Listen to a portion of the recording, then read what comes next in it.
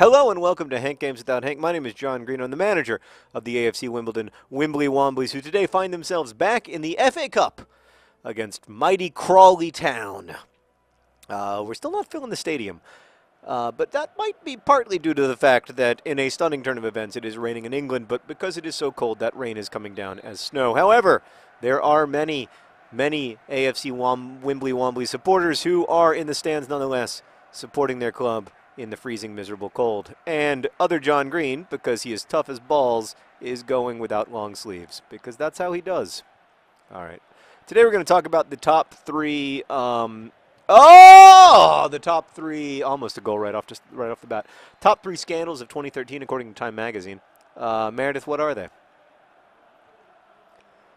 Oh, Paula Dean used a racist slur, several racist slurs actually, and told a bunch of racist jokes. I mean, I didn't follow this story that closely, but there's one thing that really struck me in her like testimony or affidavit or whatever. The question was, did you ever use the N-word, which I'm not going to say, and her answer was, of course. And like I think she was trying to be trying to sound like defensive or saying like, everyone used that word or whatever. But like, we still live in a world where, of course, is even a plausible answer to that question is pretty stunning to me. So, yeah, I mean, I think, race is still like a tremendously important and problematic part of the United States.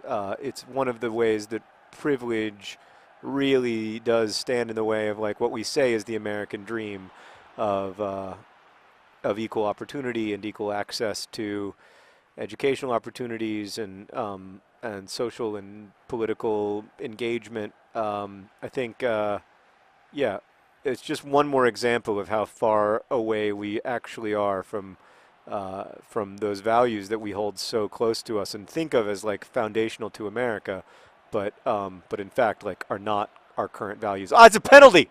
It's a penalty. Has to be. It's offside. How am I always offside? Ball John Green just does not have great tactical awareness these days. He'll get better. He's young. He's just starting out. He just got off the TARDIS. He's confused. He's a little bit lost at times. Just like any other Time Lord. All right, what was the number 2 scandal of 2013 according to Time Magazine? Oh boy, I'll tell you what would be scandalous: giving up a goal to Crawley Town. What was it? Anthony Weiner, was that this year? Oh yeah, because he was running for mayor.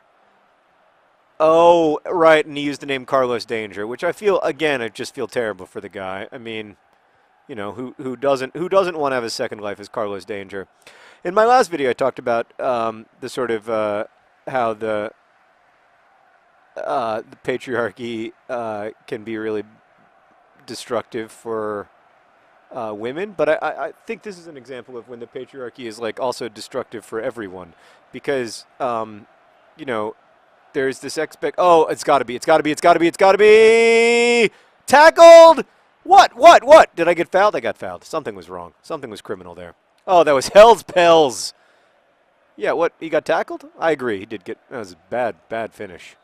Oh, they called me for a foul? What, for being good-looking? For having the nickname Hell's Pels? I think, like, we have a very strange... Like, our weird relationship with sex and sexuality is really problematic. And the obsession with it, I mean, clearly, like, Anthony Weiner is a guy... Seb Brown? Thank you, sir. Clearly, Anthony Weiner is a guy who, like, if that's part of his marriage, and it's not hurting anybody, then it's fine. If it's not part of his marriage, then, like, that's an issue, and like, but it's a private issue. The total fascination with this stuff, the obsession with it, seems to me like really ultimately a function of like our need to continue to find ways to say that like sexuality, particularly the sexuality of women or sort of like non-traditional sexualities, are not okay. And I don't know. I find that pretty problematic, particularly when it comes to something like, I mean, that said, obviously, it ruined your first career, and then you let it ruin your second career. It's pretty obvious that he has sort of an obsessive compulsive need to engage in this particular kind of like sexual behavior, and I don't know. Then I always I feel kind of, I don't know. I feel bad for everyone involved. It's just sort of embarrassing, and like, if it's cool if it's like part of their marriage and it's cool and it's not an issue for his spouse, like I feel kind of bad for her because she's like put in this weird position of being like, I don't know. The whole thing is just awkward and weird, and like, generally, I wish that people's like private sexual lives were allowed to stay like private and sexual instead of having to be like public and political. What was the number one scandal of 2013? Was it also a sex scandal? I'm going to guess that it was. Oh, Manti Te'o. I have a lot of strong opinions about this because I had a fake girlfriend. And my good friend Dean also had a fake girlfriend in the early days of the internet. And everyone who says that Manti Te'o couldn't possibly have had a fake girlfriend, I think they're just wrong. I think they just like don't understand what it's like to be young. And so the first thing that I would say is that I think a lot of people associate men, young men, especially like football players or people who like, like quote unquote, like could get laid whenever they want, which I think is I don't really agree with that.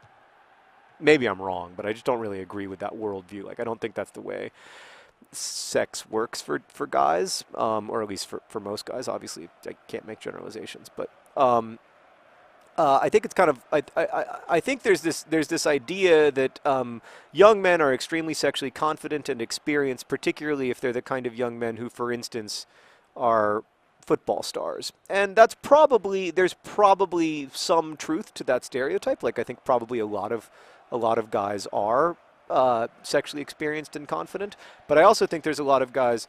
The two things that I would say is, A, there's a lot of guys who are sexually confident, who shouldn't be, and or else like their sexual confidence like falls away in the face of like any kind of real interaction with another human. And then there are a lot of people who just don't fit that mold, who don't have a lot of experience and don't have a lot of confidence and don't have and for whom sex itself may not be the most important part of a romantic relationship. And that doesn't mean that those people aren't good at football, or that they can't be. Like, it's strange to me that we think that the only way to be good at football is to be a very sexual person, because football as a game, it's just a bunch of dudes tackling each other. It has absolutely nothing to do with what your sexual orientation is or whether you're a sexual person or not. And so I just think, like, he had a relationship, and it was a real relationship. It just turned out that it was a relationship with a person who didn't exist, but like, he experienced it as real. And I maybe I'm wrong, but I have absolutely every confidence that he experienced it as real, and that it wasn't some kind of game or some attempt to hide something about his sexuality or anything like that. Like, I think he had a relationship with a person who turned out not to be the person they were claiming to be. And in the world of like virtual romantic and sexual relationships, or non-physical, I should say, romantic and sexual relationships, like, that's a thing that can happen. But it is also a thing that can happen in the world of physical, sexual, and romantic relationships. All the time, people turn out not to be who they said they were. All the time you discover after dating someone for a while that they haven't been honest about something that's important to you. Like, that happens all the time. It's not like there's something new about being conned in a romantic relationship. Like, did you ever see the movie Dirty Rotten Scoundrels from the 80s that starred Steve Martin? Like, that's what that's about. Like, it's been happening for all of human history. And like, the idea that somehow like the internet is responsible for this is just, to me, like, ludicrous. Oh God! Should have passed. Should have passed. Should have turned in that situation to other John Green, because other John Green is a finisher, and whoever had the ball there clearly isn't. Meredith, who is number 21? He should be fired. In fact, he's going to be substituted out right now. It's important that it's important that sometimes you make a statement to your players that it's not okay. Oh, their numbers aren't on here, so I don't know. Oh, because it's number 12, not number 21. Oh no, no, yeah, it's Porter. Thank you, Meredith. Sorry, sorry, I'm not very good at this game. Thank God for Meredith. That's all I can say. I think we all know that Yabamba would have scored that 10 times out of 10. I'm also gonna take out some more because he seems tired, and I'm gonna bring on P. Sweeney, and the John Greens are exhausted, but they remain our best chance for a goal. So we're gonna keep them in. It's a little bit of a frustrating game here at AFC Wimbledon. So again, maybe I'm wrong. Like I certainly don't want to claim to be an expert in the field or anything like that, but um, I don't think that it's unrealistic, and I don't think that it's all that uncommon that like people that you're in a romantic or sexual relationship with aren't honest with you. And I think like blaming the internet for that is, or saying like, oh, it wasn't a real relationship because it occurred on the internet. Well, like, does that mean it's not a real relationship if you have a physical relationship with someone and it turns out to have been based on some lies? Like, of course it's still real. So I just think it's I, I think that it's a result of the world in which the story happened. I think if the same story had happened to a movie star, for instance, it would have been a very different kind of narrative than the fact that it happened to this football player who's supposed to be supposed to meet these arbitrary definitions of. Oh, Fran Combe is injured. Oh, and, time to bring on St. Luce. Well, I'm glad I didn't make that third substitution because otherwise. Would have been really bad. Did it say that he had a torn right calf? That's a worrisome injury. I don't think you tear. Oh boy, he's definitely got a big limp. It's a little scary, but we've got Yabamba. Look at Yabamba. They say he's not that good, but oh, he did get dispossessed there. But that's better than better than what our other central midfielder did, which was just pass directly to the other team. We are not, listen, we're struggling to come into ourselves. We're a young team. We, on paper, we're one of the least talented teams in League Two. So the fact that we're at the top of the league at all is great. But I'm a little worried for the future of the Wimbly Womblys. I'm not going to lie to you guys. I'm a little worried. What's it going to look like, really, when we find ourselves in a few months, hopefully in League One? That's going to be intimidating. So the Manti Te'o thing, I just think, I don't know. I'm interested to read your comments about this because I have great sympathy for him, and I can imagine. Look, I was embarrassed when this happened to me, and it didn't happen in front of millions and millions of people. Oh, it's a 0-0 draw. Oh, the FA Cup continues to be a struggle for the Wimbly Womblys.